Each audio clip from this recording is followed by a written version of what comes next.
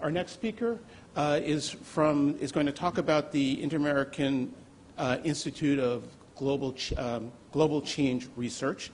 It's Dr. Clyde Fraisse. Thank you. Thank you. Thank you. Thanks for the opportunity to be here. You will never guess by my name, but I'm originally from Brazil, so it's boa tarde. It's really a pleasure to be in Brazil.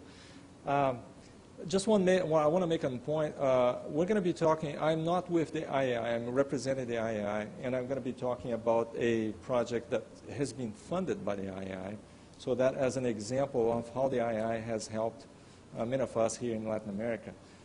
This is a project in Paraguay, and I am an agrometeorologist and professor at the University of Florida, so this is going to be about agriculture. And if I can get this moving, see how do we move this slide? Okay. So what natural disasters are we going to be talking today? We're going to be talking about drought. And drought is not always an easy one because you never know when it starts, when it ends, but it's a very problematic situation, as you probably know. And this year in Paraguay, as in southern Brazil, we had a tremendous drought. So what is the impact for that? If you guys know about Paraguay, they produce about 8 million metric tons of soybean every year. This was the production last year. This year, the production is estimated at 4 million metric tons. So it's half. It's about a 40 to 50% loss. And for the economy of Paraguay, this is going to be a terrible disaster. And for not only for the general macroeconomic aspect, but also for the small farmers in Paraguay. So the question I have is, and that's the question we have to ask everyone, is could the farmers ever be better prepared to face this drought? And I personally think that yes, it is possible, but it takes some work.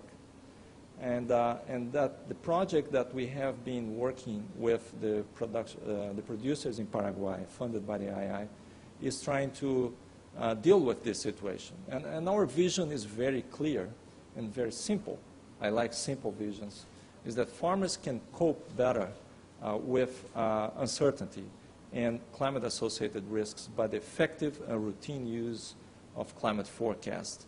Now, the map you're seeing there is a map produced, a climate forecast produced by the IRI. And if you look at the dates, it was produced in August of 2011, almost 1 year ago, and they were predicting a higher probability of below average precipitation in Paraguay. So it's not that we can claim there was a big surprise there. This was predicted. Of course, as always, climate forecasts are probabilistic, not easy. You have to deal with this, and there is a probability that it may not happen. But it was there. So what's missing? The missing part is that producing a good forecast is not always enough. So you have to affect the way decisions are made. And the forecast is just the beginning of this, but it's certainly not enough. So we know that even if you have a perfect forecast, but if you don't change anything, the value of that forecast is zero. There's no value. So that's what we're trying to change there. And it takes work, like I said. So what are the components, in my opinion, for success? First of all, you have to establish partnerships. And I was very happy to see the title of this session. There was partnerships written there.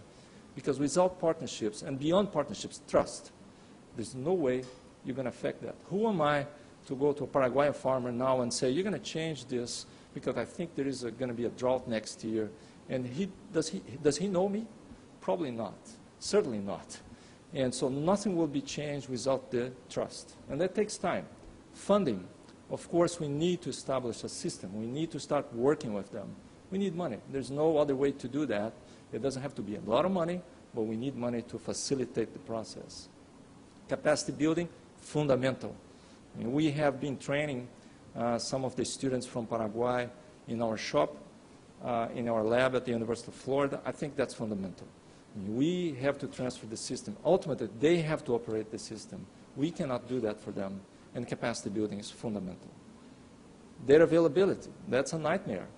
I was in Paraguay 5 years ago, and I remember that I saw you in Brazil. Brazilians are very familiar with the Movimento do Sem Terra.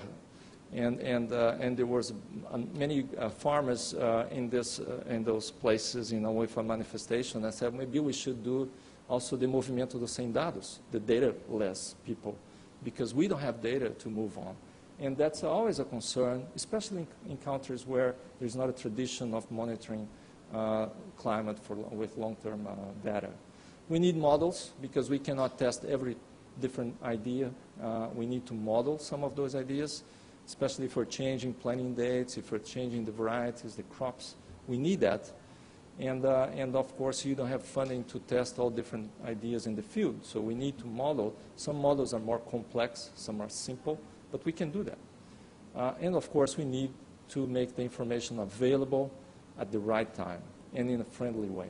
So all those components are very important for us. And I think that I want to spend a little time on this because I feel that's the way we need to do it. So who are our partners in Paraguay? We have many. IAI, of course, has been with us supporting this idea. FECOPRO. FECOPRO is the Federation of Cooperatives in Paraguay. We're talking about 18,000 farmers, and they have been instrumental. If you don't have the trust, the bridge with the decision maker, you can't do it. CAPECO is the Câmara de Exportadores. We're also important, but not as important as the FECOPRO, because FECOPRO, we're actually dealing with the farmer.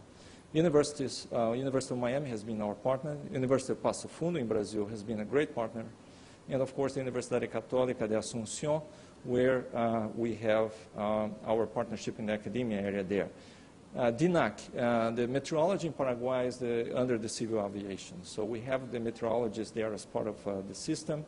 Ministério de Ganaderia, de Agricultura y Ganaderia. INBio is a new institute in Paraguay funded by some companies that has been also very supportive of our project. So the history of the project is that a seed grant was established under the IAI in 2007. It took us 2 years, and we had a small grant. And with this time, what we built was this knowledge, the trust, the partnerships. And in 2011, now we're funded by the Federation of Cooperatives, which I consider as a great success, because if you have the producer funding you, it's because he believes you. So during this time, we built knowledge, we wrote some papers, we studied all the data we had available. We had field days, we have visits, we have modeling a workshop in Passo Fundo where we brought some people from Paraguay.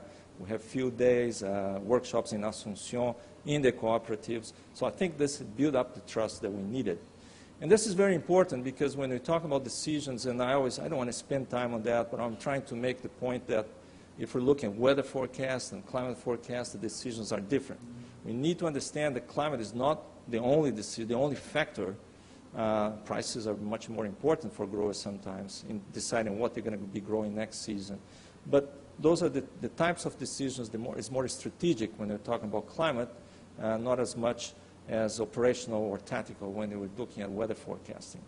So the models can be very helpful, and I'll just give a brief example here that we can model, for instance, the best planting dates. We can run crop models, crop simulation models, and see how this crop will perform under a certain type of climate. And then you can look at that and say, well, according to this model, there is a certain window of planting that's more appropriate for the particular climate that we are expecting. And that's what we want to do, is to inform so that they can better plan their cropping season. So just an example here, and we go from there. Let me go back here. I think I went too far. Well, the other thing that we learn from farmers is that, but we don't have the weather monitoring. And believe me, you need that. And so we are helping now with FECOPRO. We're establishing a network with the cooperatives. And the deal I made with them is this: we're going to help you, but you're going to have to maintain your weather station, because there's nothing worse than wrong data. I mean, wrong data is worse than no data. So we don't want that. So we're going to establish this network. We are implementing 36 weather stations in Paraguay nowadays. Each cooperative is responsible for their own station, and they will maintain that. And they have an interest, so they will keep up with the system. And of course, we are establishing a website and the system for them, which is we call Agroclimatic, FICO Pro Agroclimate, and where they have the monitoring aspects for the weather station. They have the tools. They know about different soybean varieties, when they should grow, should not grow, what are the chances they're going to be low yield, high yield. And this is what we're building up. We're building up modeling a simple drought index that they will keep track, building this knowledge with them. But of course, centered on the actual data, the monitoring data that always lack it for them. And they are very, very happy, very excited about this network. And not only that, this network now is going to feed the meteorological system and improve the forecast, because with the models, with the weather models, you need to know the conditions now so you can run those models. So this is going to be a great benefit for the farmers in Paraguay. I'm pretty convinced. The other thing I learned in Paraguay was interesting. I was in the other session today that, there was a farmer that was in a picture there, and I was discussing with him, how do you get your weather forecast? And he was saying, I said, do you go to the web? I said, no, I don't like computers. I don't feel comfortable. And I understand that. And I said, well, okay, so how do you get it? And then he pushed his cell phone, and it was much better than mine. And he had everything there. And he said, I go here, do this, I do that. I said, oh, okay, so you don't like computers, but cell phones are okay. And it is amazing. So they actually use that. So we now have a system where we are implementing in Florida, but we are also going to be implementing in Paraguay, where they will get all this information. Of course, you talk about climate, you don't want to have everything in a cell phone for climate. And it's not something that you're going to decide in the field, but a lot of the information they want could be available in a cell phone. So we're going to be implementing that for them as well. And they are extremely excited, of course, of having this in their cell phones. So we also have been very fortunate to be found by some people in the World Bank, and they like what we're doing. And now we're going to start a pilot project, also delivering information via mobile phones in Ethiopia and Kenya. And this is a very pilot, very initial, very seed-granted. But I think that we're learning, and I really believe in this ability to provide the information to farmers. So in general, what I want to close, and this is a very heavy slide, don't try to understand that, but what I want to say is that I feel with farmers that we can never, we started with climate forecasting. We cannot talk about just one thing. You have to give the whole, you are interested in what's going on today. This is weather. Next season. Then we can start talking about climate change. Have you ever tried to make sense of climate change with a farmer?